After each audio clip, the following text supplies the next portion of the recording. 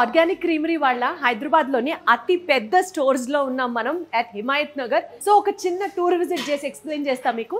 ఇక్కడ మీరు చూసుకుంటే ఐస్ క్రీమ్ తినడం హెల్త్కి మంచిది అని ఎందుకు చెప్పానో నేను చెప్తాను. Because let us take a look at the ingredients.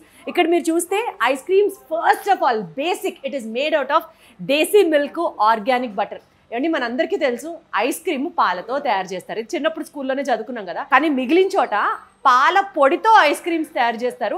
But ఇక్కడ మాత్రం దేశీ మిల్క్తో ఐస్ క్రీమ్స్ తయారు చేస్తారు యూజింగ్ ఆర్గానిక్ బటర్. ఈ రెండింటిని కాన్స్టెంట్గా చర్న్ చేస్తూ ఉంటే వచ్చే ఆ క్రీమీ టెక్స్చరే ఐస్ క్రీమ్లో మనం ఎంజాయ్ చేస్తాం అనమాట.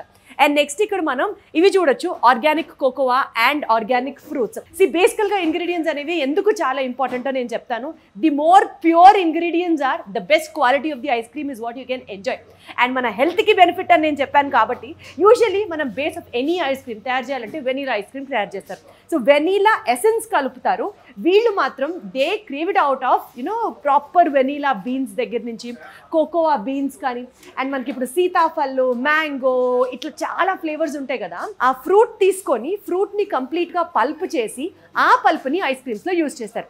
ఇక్కడ మీరు అర్థం చేసుకోవాల్సిన పాయింట్, యూజువల్గా వాళ్ళు ప్రిజర్వేటివ్స్ యాడ్ చేస్తారు, కానీ that is not the case in our organic creamery. ఫ్రూట్స్ని తీసుకొని అది -°C టెంపరేచర్లో దే సేవ్ ఇట్, అండ్ మనం ఐస్ క్రీమ్ తయారు చేసేటప్పుడు మాత్రమే they take out the fruit out of it. ఇది చాలా అంటే చాలా మంచి పాయింట్. ఇక్కడ ఎక్కడ వాళ్ళు ప్రిజర్వేటివ్స్ యూజ్ చేయట్లేదు.